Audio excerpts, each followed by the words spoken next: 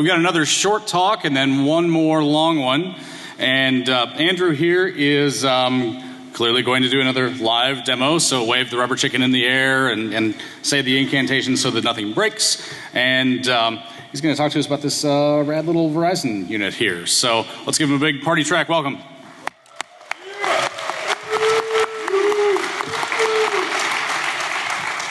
Awesome. Thank you very much.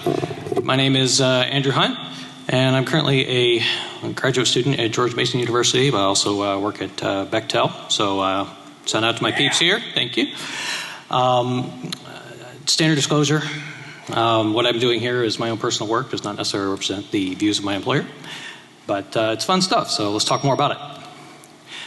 So the Media Over Coaxial Alliance, most people know it as MoCA. It was formed by a bunch of large companies got together and said, we've got all this great copper in people's houses that we've installed all over the, about 30 years of cable. And they wanted to find a way to be able to use this as they were moving into the age of the triple play. So being able to deliver video, voice, and data over this network. Over that copper, it carries electrons a long way because it's shielded and it's got a pretty, nice insulation there. So they developed a PHY and MAC specification so that they would be able to do that and be able to process packets over this and basically turn your coaxial bus in your house into a network.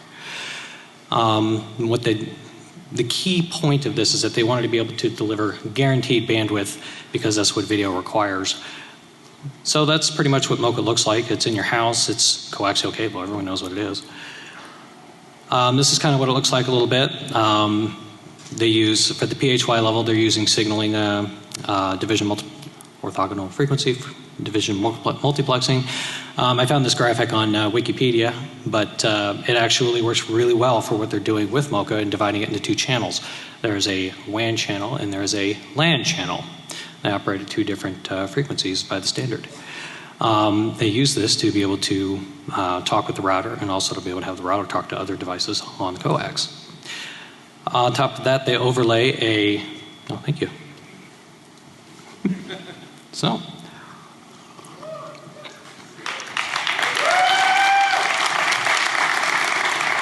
somebody's done the research. There's some pretty good shit. So, the MAC layer is basically over these channels are dividing it up by time, so they can create variable length frames. Which means that they can encapsulate things in them. That could be video, which has fairly big frames, but also Ethernet packets, Ethernet frames. They will encapsulate as well. And running at the standard 100 megabits per second PHY, they can guarantee a sustained rate of 54.65 megabits per second. So consider what your typical Ethernet looks like and the collisions that are going on there. That's actually very good throughput for a 100 megabit rate. They're everywhere. I mean, anywhere you see a DVR set-top box, anywhere you see these routers here, they're using MoCA, which means that it is a great exposure. It's everywhere. You'll typically see these enter the home through something called a wall wart. It's on the outside of your house.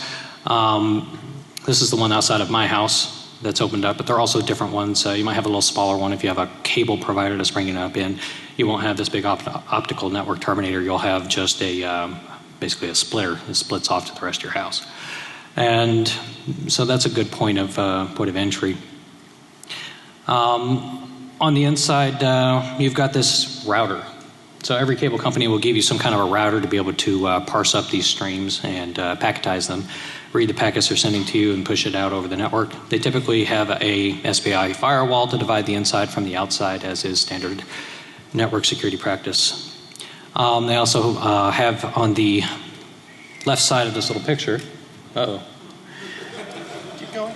On the left side of this little picture, they've got the coax binder there, the plug, but it actually carries two MoCA nodes. They're called network connectors, NCs. We'll talk more about that later. And then they also provide a MoCA to Ethernet bridge on both of those nodes, which basically allows them to encapsulate the frames onto the coax. So they've now turned your nice coaxial bus in your house into a large Ethernet system. This supports your digital video recorder. So your DVR requires time. You got to be able to schedule those shows and find out when everything is. So that's the prime function of having Ethernet on that, to be able to tell when to record your functions. So, yes, sir. May I borrow the podium for a second? All right. If you're a new speaker, raise your hand. Yes. Awesome. Are you familiar with this tradition? No, I'm not. Really? Do you drink? Yes, I do. Yeah, he brought his own. These are 2,000. Was provided for me. What? I should have a warm-up, shouldn't I? Every new speaker at DEF CON, see, they know this. How do you not know this? Every new speaker at DEF CON does a shot on stage. Okay. All right. How about some love for our new speaker? Cheers. Congratulations. Quick shout out to the guys from Whiskey Pirates. They gave me this. Pretty awesome. I see we have a pirate in the audience. Tell him, right, tell him how you got it. They chained him to a radiator and had their way with him. Some kind of pirate. Oh. Thank you. Oh, we might need that. Okay, so what's just happened here? Let's go back one slide. So what this is doing, this Action Tech is bridging your Ethernet and your coaxial bus, which basically means that if you have a coaxial splitter, as most of you do somewhere around your house, that splitter is carrying not only the WAN traffic that is supposed to be going out to the ISP, but they're also carrying your LAN traffic on a different channel. If you'll notice on the left, you see you have a MoCA LAN, an Ethernet LAN, and a wireless LAN. The Action Tech router bridges those together, and most of them do. And what that does is just it makes it easier to manage the nodes in the device. Everything can see everything. It's a nice, big, happy broadcast network in the same domain. It's great, except, oops, you can take over all three networks by plugging into that splitter. And if that splitter happens to be outside your house, as this Engadget diagram depicts, but is also similar to the Cox, Comcast, and Verizon default installation guides for field technicians, they want it on the outside of the house because it's easy to maintain and install. So, now that we know that the LAN is exposed, we just walk up and plug in. All we need are a couple of items. So things are usually located here at the utility point of presence. So all I have to do is walk around some houses and look for the utility pole on the outside of your house. Look for that electric box. That's where I'm going to go hunt for it. Yes?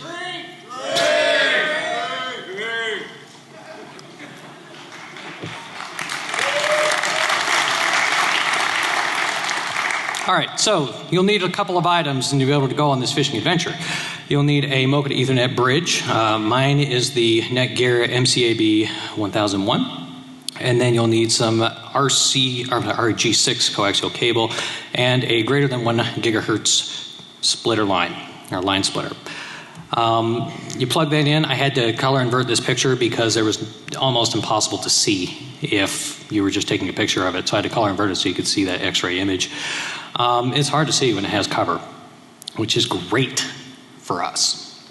The Action Tech LAN does not also engage any of the encryption features provided by the MoCA protocol. It does have a, I believe it's 40-bit key DES that is a pre-shared key that you can code into it. It is used on the WAN side of the connection that has the key that Verizon knows, but it is not used on the LAN side. It's open, clear, and you can just walk up, plug in, and hey, it works with everything because it's consumer friendly.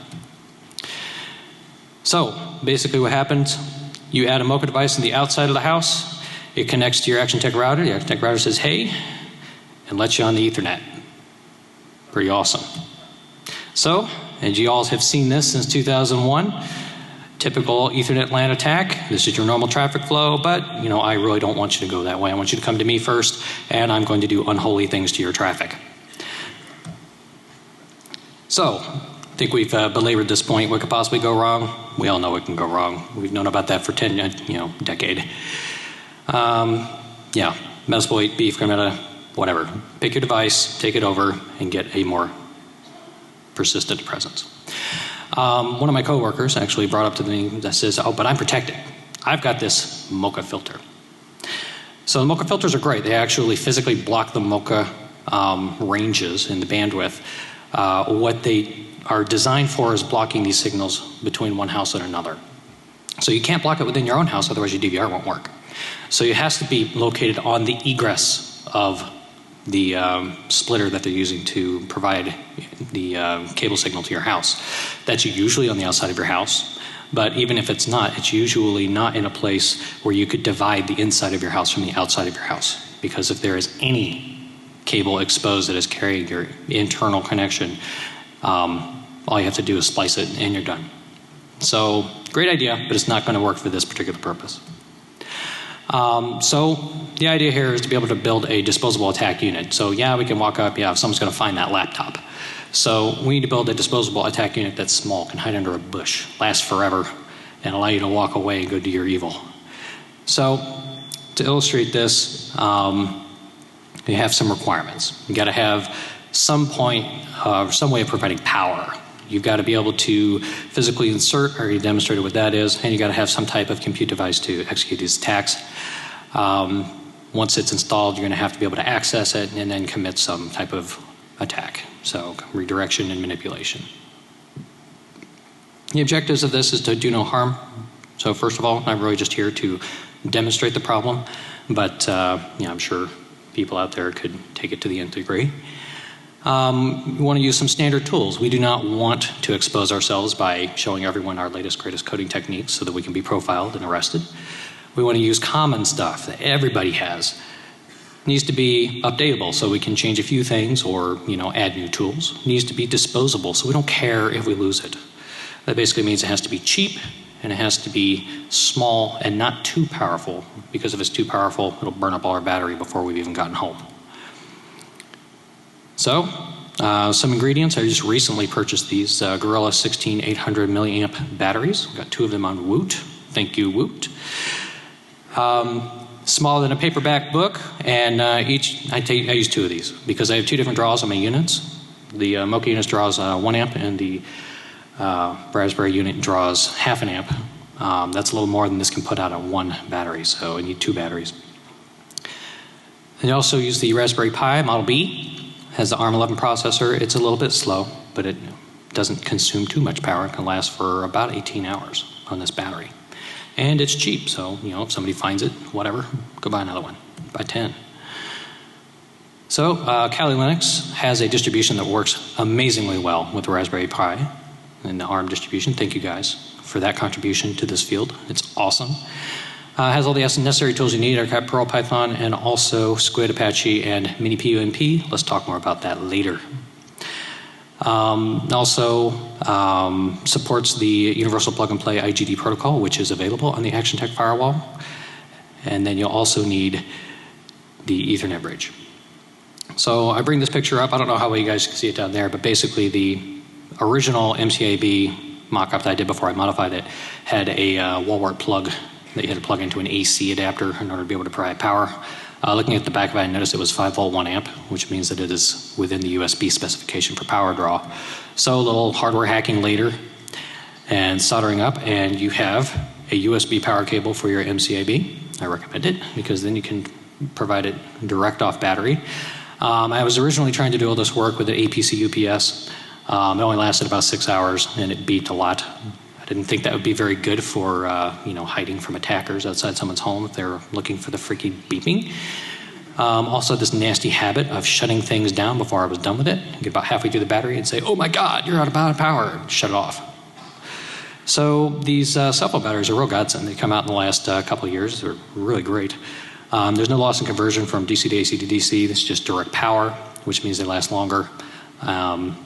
So on each of these devices, I think the MCAB adapter, I've got about 14 hours of uptime. So that's about how long you've got to commit whatever you're going to do. So for those of you who can't see it on stage, this is what it looks like. A bunch of rubber bands and duct tape. But it's dark, you can spray paint it and hide it under a bush and no one will see it. So word about Universal Plug and Play. I know this has been kind of beleaguered by GRC and other sources, but it enables, it's a PNP protocol that enables gateway manipulation. The ActionTech supports this. Basically, it allows, everything talks to everything and says, "Hey, I'm an iPhone. Hey, I'm a printer. Let's talk." Great. Downside is that it also, hey, I'm a router. You want a firewall port opened? Let me do that for you. So I borrowed an idea from Joshua Wright, his scripts for doing image hijinks with the I Love My Neighbors distribution. So I borrowed those from him, did a little bit of modification and some bash scripting, and now we have a nice little device that'll go and punch holes in firewalls from the inside. The mini PMP is basically what we use here, the PMPC A. Tell it to forward 22 to myself and send a nice little report to my email address and tell me what my internal and external IP and port are. This might be a little hard to read for you guys, but basically you're going to turn on your engine. You're going to rpoison the LAN, redirect web streams, and then you're going to manipulate that stream. So let's see if it actually works. All right. Should be able to pull that up. Nope. There we go. It's there.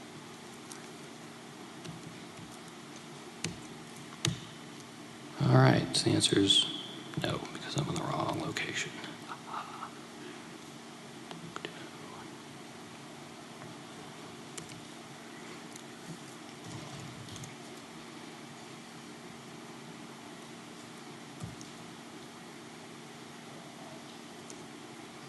There we go.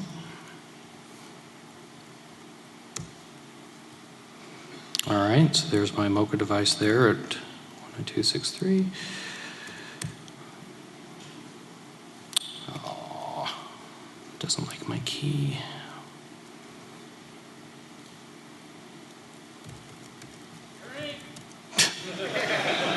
You want me to get through this demo or do you want me to drink?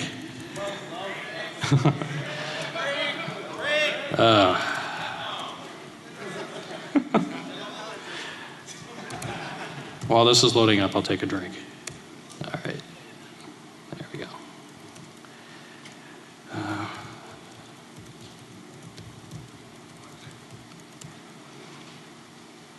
Okay, that's on. And now we have to do one more thing.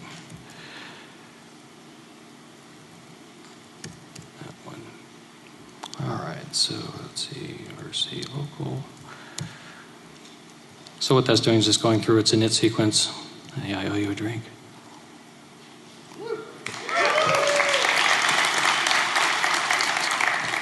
So in the init sequence, what it's doing is just going through, it's just doing the normal networking stuff. It's also engaging the EtherCap ARP poisoning over the MoCA network, which is then going to poison that ActionTech router. If you guys want to play along and get your laptops out and want to connect, the access point password is testing123, testing123. SSID is testing. So go ahead and play with me. I don't see any takers. So anyway, we're getting to the end here. It's going through the setup sequence. It's going to engage the Squid engine and the web server. The web server basically provides the redirects, and Squid proxy is going to redirect to Perl, which is going to do the rewriting of the sequence to provide the redirects. Okay. Once this gets through, while that's going on, I can go ahead and show you this. So if we enumerate the redirects, no, it's not there yet. Oh, that one has failed. Oh, there it is. So you can see there are all kinds of redirects from things like Microsoft. They've got all kinds of protocols in there that they've contracted to get on the ActionTech. But you can see here is my live mini PMPC. This is my port forward for my SSH to my router. So that can be reached from the internet. Anyone want to go for it? Give it a go. All right. There should be a temp file here. Useless web. There we go. So somebody's on here and they're getting redirected around. And if we try it, let's go to vegas.com. Oh, look at that. It went somewhere else. I can't see it because it's so big.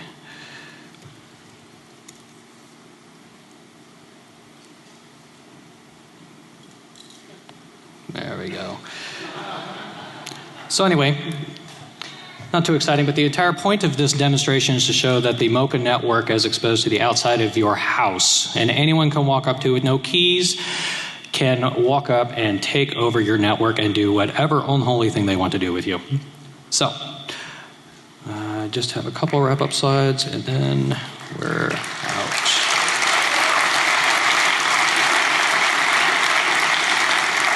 So basically some results from this research. The ARM11 is single core, it's low power draw, but it's also kind of pokey.